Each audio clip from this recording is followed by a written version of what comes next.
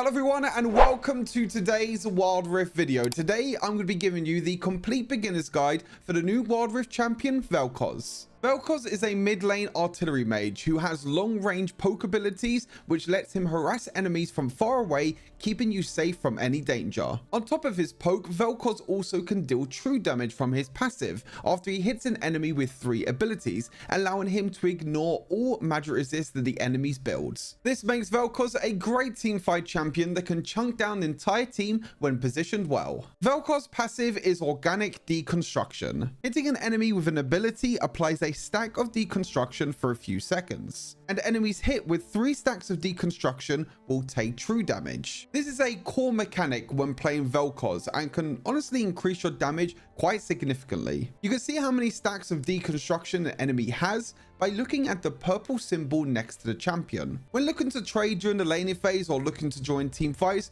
you should always look at the best way possible to try and land multiple abilities, so you are able to deal true damage and ignore the enemy's magic resist. Plasma Fission is Vel'Koz's first ability, where he shoots a plasma bolt that deals magic damage and slows enemies for a second. At the end of its range, or when you hit a target, the bolt will then split into 2 new bolts at either side. Each of these bolts will split at a 90-degree angle and will also deal magic damage. As Vel'Koz, you can also recast this ability at any time to be able to split the bolts whenever you please. Plasma Fission is a unique ability for Vel'Koz, which can honestly open a whole new world of playmaking. You have to master the angles and the geometry of Plasma Fission, which can be difficult at first, but if you can get yourself in a good position, you can hit enemies from really far away. Most of the time, you actually want to use Plasma Fission at an angle, because one of the 2 new bolts can actually reach further than using this ability in a straight line. And when angled correctly, you can also hit champions behind minions.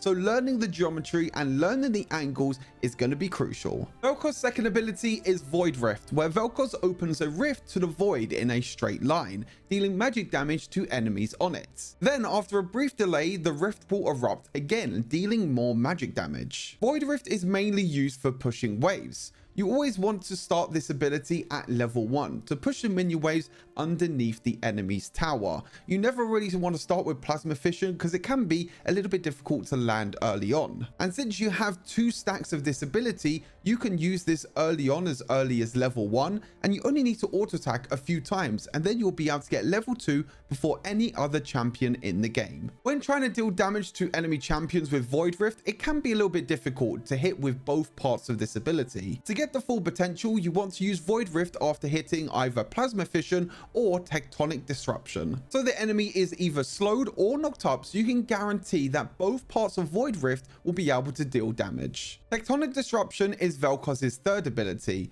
where he disrupts a small circular area, causing it to explode, dealing magic damage and knocking enemies up. If you cast this ability near Vel'Koz, you will also knock back enemy champions as well. Tectonic Disruption is the only form of hard crowd control that Vel'Koz has, and landing this ability is crucial to enable you to use your full combo to do an insane amount of burst damage. However, it is also a disengage tool and has quite a small area, so be sure not to waste it when an assassin can jump on top of you and deal a lot of damage. Lifeform Disintegration Ray is Vel'Koz's ultimate. It has a passive where enemies with max stacks of your passive deconstruction are marked as researched. An active is where Vel'Koz can channel a ray of energy in the direction of the joystick that can be moved, dealing magic damage and slowing enemies for a few seconds. Enemies hit by the ray gain 1 stack of his passive deconstruction, and if enemies have max stacks of deconstruction,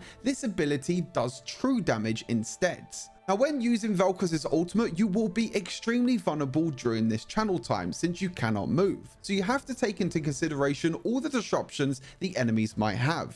Additionally, this ultimate is most effective when you have maximum stacks of your passive. Following the combo that I tell you next will give you the maximum damage output, so make sure you stay tuned. For combos, you want to start with your third ability, Tectonic Disruption, to knock up enemy champions, followed by your second ability, Void Rift, to guarantee both instances of damage. Then use your first ability, Plasma Fission, to slow enemy champions, but just remember you might need to aim it at an angle to hit the enemy that you want. And to finish off the combo, use your ultimate Life Form Disintegration Ray. And since you've already hit the enemy champion with all 3 of your other abilities, your ultimate will be able to deal true damage, being able to burst any champion on the map. For the leveling order, at level 1, you always want to start with your second ability, Void Rift. This is because you'll have 2 stacks of this ability early on, which means you can use both these stacks on the entire minion wave, and after a few auto attacks, you can push the enemy champion underneath tower, and then you'll have access to level 2, which means you can get Plasma Fission and try and poke the enemy champion underneath the tower. At level 3, you of course want to take your third ability to make sure you have all basic abilities available to try and proc your passive. You then want to max your first ability first, followed by your second ability, and then your third ability, making sure that you level up your ultimate when possible. For the build with Vel'Koz, as a long-range artillery mage, we want to make sure that we build a lot of ability power items, and also items that give us more burst damage. Luna's Echo gives us great stats, helps us with wave clear, and also gives us a bit of extra burst damage when we hit our abilities. Infinity Orb allows us to crit when enemies are low on health, but just be careful because this item unfortunately doesn't work with Vel'Koz's true damage and doesn't crit enemies. However, it's still a great item to help you deal more damage. Death Cap of course is going to give us a lot of ability power after 3 items, and scales great when we get into the mid and the late game. Crown the Shattered Queen is our defensive item, giving us a defensive shield if we do get jumped on by any assassins.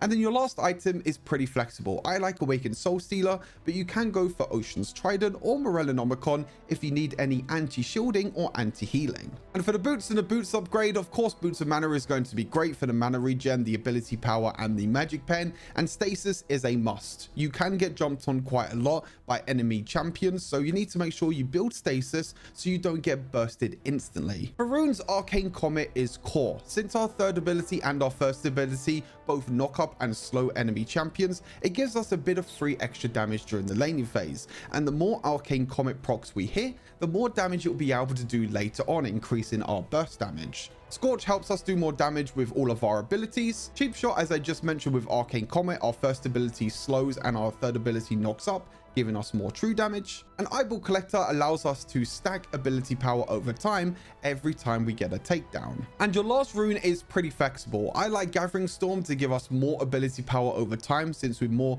of a mid and late game champion, so it gives us a lot of ability power when we get to that point of the game. However, you can go for Transcendence if you want more ability haste, or Bone Plating is great if you're against a lot of assassins.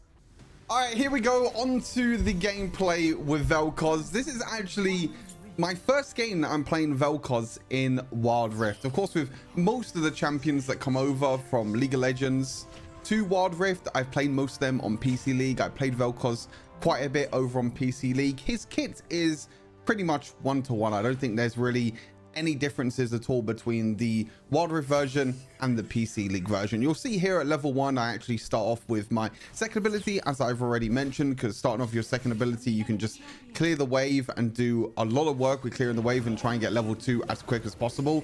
You'll see here when I W the wave, I don't know what's happening. Like, everyone's just coming to my lane now. There's a Janna support here, there's a Samira here, the Senna is here as well.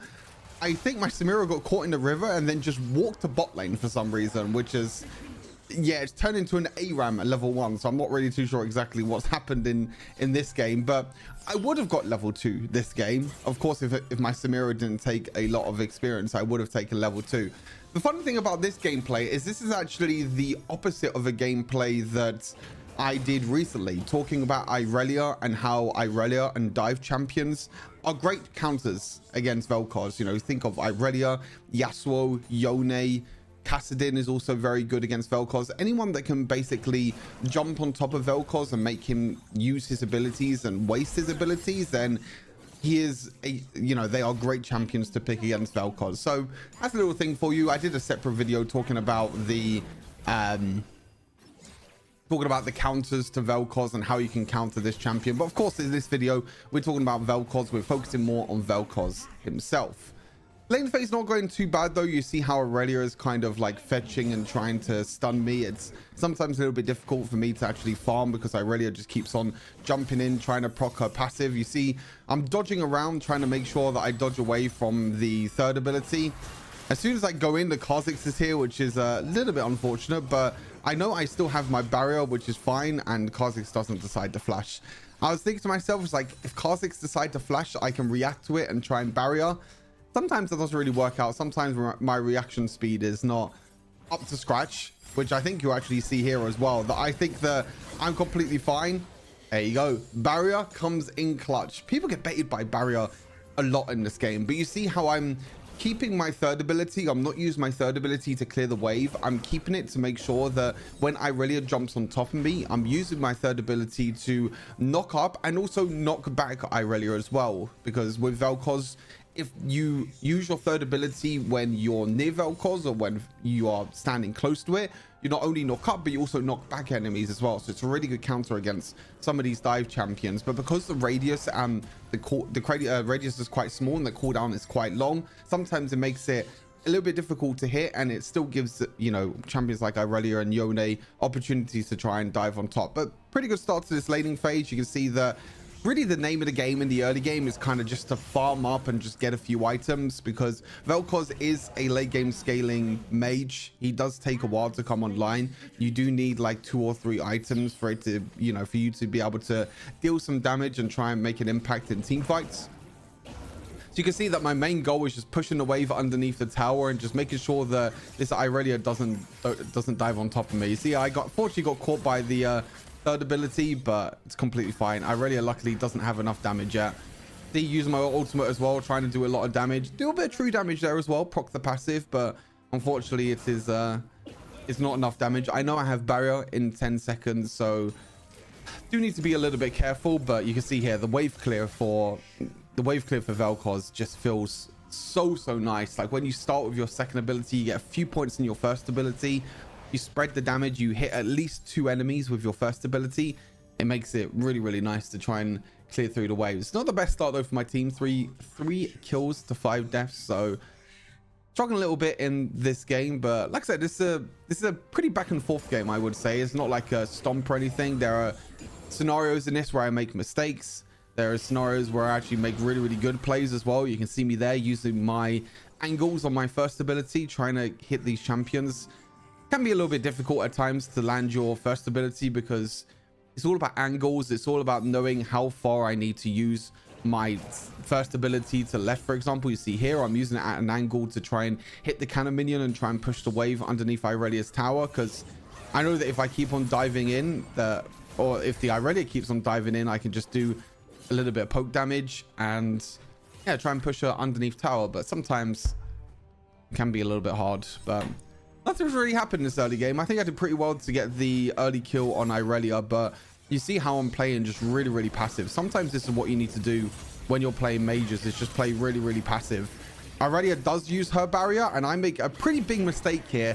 I was very surprised how much damage Aurelia actually did there, and I was thinking, I was like, oh, I can bait her again with barrier, I'll be able to survive. And then she jumps in, she does so much damage, which I didn't really expect, and then suddenly she kills me as well. She actually rushed Wit's End first item, which I think is crazy, and then Master Yi tries to dive and unfortunately dies.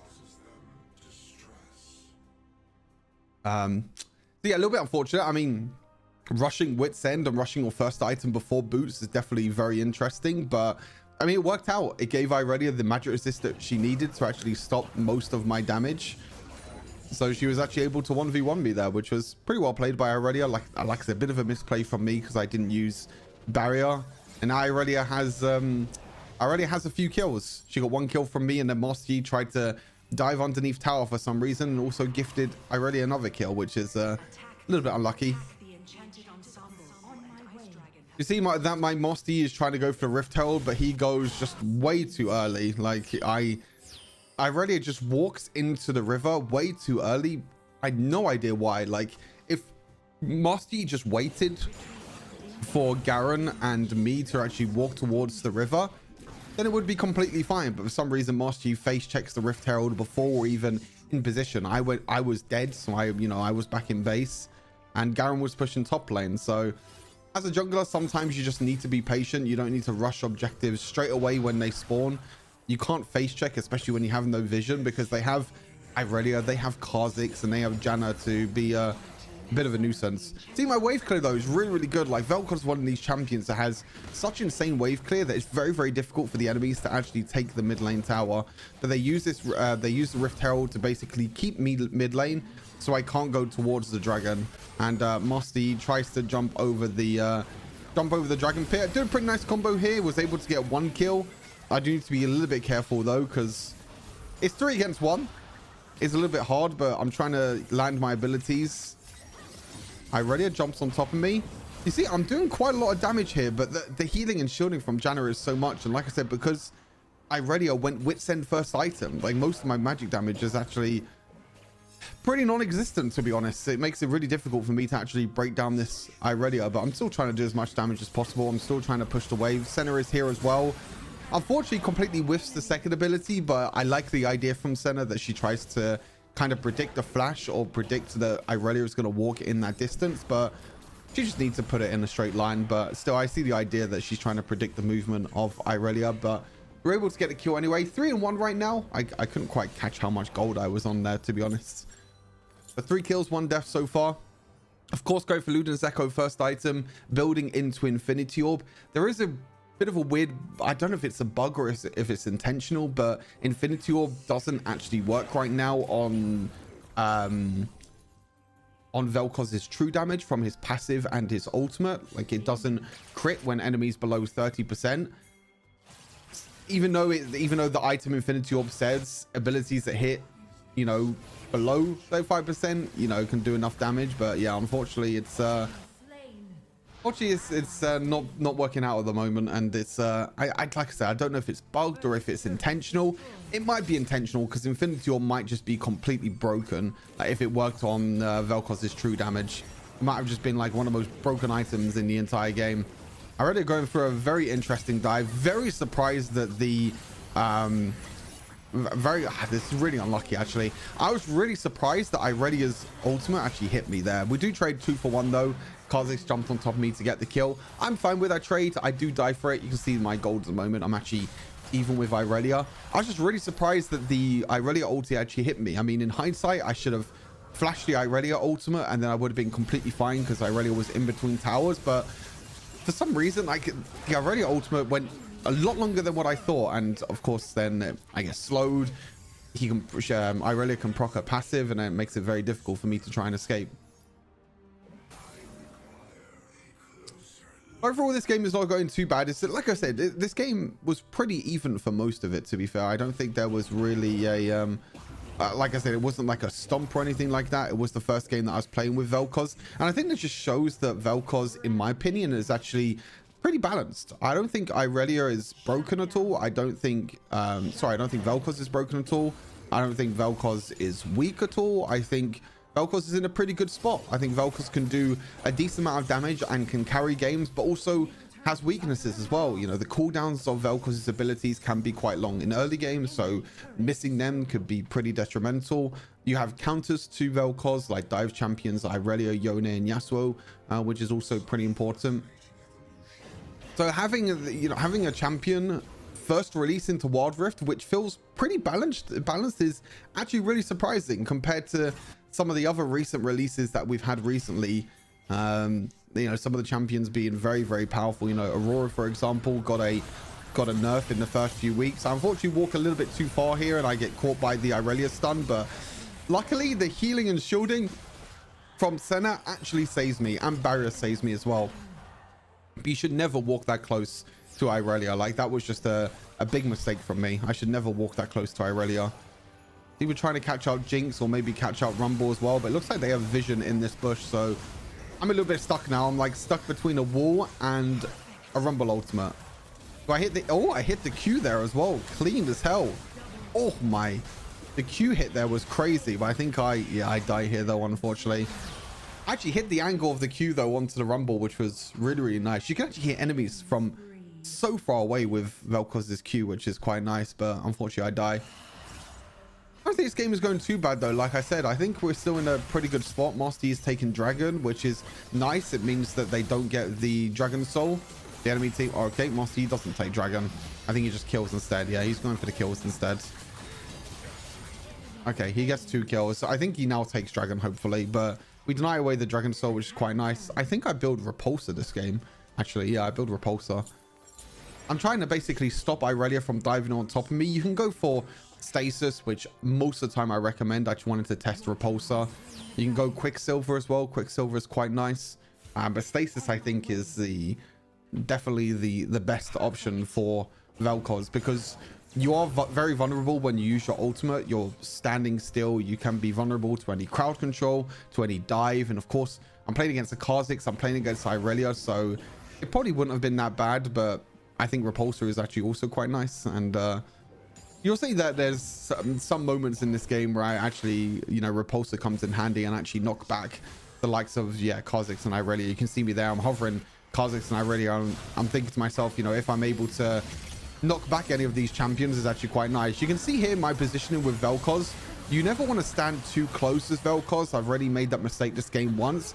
But you see I'm just standing over the other side of the wall, and because my abilities have such long range, I can just use my abilities from the other side of the wall, so it keeps me safe, but also it means that I can still deal damage from afar. And sometimes you can just use your ultimate without proccing your passive, and you'll be able to still do a lot of damage. So Baron secured, which is quite nice. You see I'm trying to zone away the Kha'Zix. The Kha'Zix is there. Fortunately, you can't kill him though, because he's just going to jump away to safety. But Baron secured, which is great. We're going towards Death Cap now as the next item. You can see this Master Yi just walks towards the bot lane. I'm actually really close. I need 600 gold, which I'm not going to be able to get because Master Yi is farming the lane camps instead of farming the jungle camps. So unfortunately, I'm not able to get the 600 gold that I need for Death Cap. But Death Cap is such a huge spike for me. Like when I ping it, when I ping that I have an item in like 600 gold, it should say to my team that, okay, I need to give Vel'Koz items, because Death Cap is such a huge spike. You can see here I'm now 100 gold short, which I would have got from that bottom lane, but unfortunately Master Yi took all the minions in the bot lane. But I think I should get it on this wave. Team might be getting a little bit caught out. I unfortunately missed the Q, but I hit the knock up on the Rumble. Rumble is pretty damn tanky though, to be honest with you. You flash away from the Rumble. I think I try and use repulsor as well. Yeah, I mean, this Rumble is completely zoning me out of the fight. You can see I was trying to move towards the fight because there was a fight at blue buff. Tried to move towards it, tried to get in a position where I can actually help my team, but I couldn't because the Rumble was just completely zoning me off the entire time. So unfortunately, I wasn't able to help. But I go back to base, I get Death Cap now. Such a huge third item power spike, such a huge one. I think, yeah, Crown is actually really good this game as well. Because you've got Irelia stun, you've got Rumble ultimate, you've got Janna knock up, so there's quite a few important abilities that I can actually block here with with Crown, the Shattered Queen. But you see, every single time that I walk out from base, I just look to try and clear this mid lane wave. Pushing this mid lane wave in is going to be so important. We have the Baron up minions as well, so quite nice. Garen just taking walls. There's a Jinx there. I'm not too sure if I'm able to get the Jinx, so can be a little bit hard. Maybe I hit her with the Q. Nope. I actually would have hit her with the Q there as well. You see, the angle was actually perfect, but Jinx unfortunately died by the time that I hit the Q, so it's kind of unlucky. I think this is a time where actually, like, do I use repulsor here? No, I'm not too sure. Master Yi is diving in pretty quick though. You see how most of the time when I'm using my first ability, I'm using it at an angle like this. I'm never actually using my first ability in a straight line because I'm always trying to hit enemies that are further away than where my first ability is. I see Samira getting jumped on. Again, I'm waiting in the wings. I'm waiting behind bushes. I'm not walking into team fights. I'm not walking into melee range. I know that my abilities have such long range that I can stay back. I can let my team bait, and then I can dish out all of my abilities, which that is a perfect example. You know, Samira was kind of playing bait there. I'm sitting basically where the enemy cannot see me, and then as soon as I have an opportunity, I jump out, I use my combo, and then I just one shot them. Like, it's such a basic combo actually, but it's actually a really strong combo that you can do quite a lot of damage. Rumble actually, speaking of a lot of damage, Rumble actually trying to kill my Samira. We need to try and get at least one of these inhibitor towers to try and open up the map a little bit. There we go. Inhibitor tower does get Does get killed. Try to use my first ability at angle, but it doesn't work. So I just want to push through this mid lane again and try and get a little bit more damage. Irelia here is, yeah, being a pretty big nuisance. I do use the flash. I do use my other abilities, but yeah, it's not enough. I should have actually used Repulsor earlier, because the problem was there that I could actually use the Repulsor to knock the Irelia back towards her tower. But because she walked the other side of me, Repulsor just knocked her further towards where I wanted to escape, because there was a Kha'Zix the other side as well. So I think in hindsight, I should have used my Repulsor earlier to... I mean, even if I had stasis there, I would have died because Kha'Zix was there as well. And unfortunately, the enemy team get Baron, which is quite difficult. And as you can see, we overextend, unfortunately, a little bit in the mid lane. We definitely shouldn't have overextended. We should have just taken the top lane inhibitor, and then after that, we should have... Yeah, we should have just... we should have just backed after taking the top lane tower. Look how low the mid lane tower is, though. It's actually so unlucky.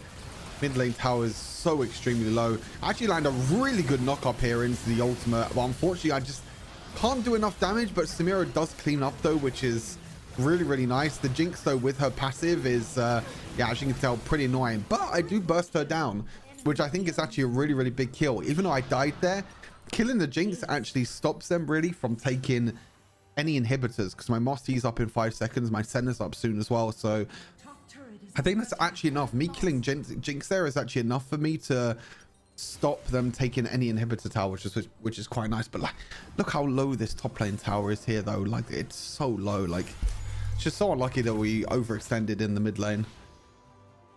Could have definitely done something else. Could have definitely, you know, played a little bit more passive, played a little bit more safe, and then just gone back to base instead.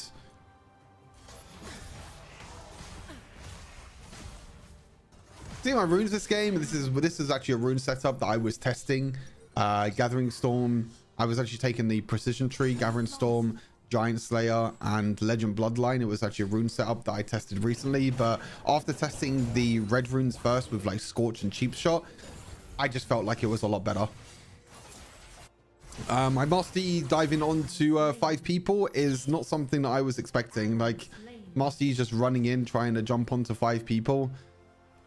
So this is the moment where I'm like, well, I'm gonna have to pull off a hero play. Like, my entire team is dead, my Master Yi is dead, 2 people are dead top lane. So I think to myself, I need to make the hero play. What can I do to make the hero play? And I use my combo, and boom, we steal the Elder Dragon and we take down the Rumble. Such a incredibly clutch, like such a big clutch play that I was able to make. And for some reason Kha'Zix is still walking up as well. I have no idea why. You can see my burst damage is doing quite a lot. The Kha'Zix tries to one-shot me, but I'm not too sure why, because I have Elder Drake, so I don't know why the Kha'Zix is even trying to jump on top of me there. It's a really bad decision. And Senna gets a kill on the Jinx in the mid lane, so that was a really big turning point. I thought this game was pretty much over when we lost Baron, when when Master Yi's running into 5 people at Elder Dragon and just not waiting for the team and dying just before Elder Drake.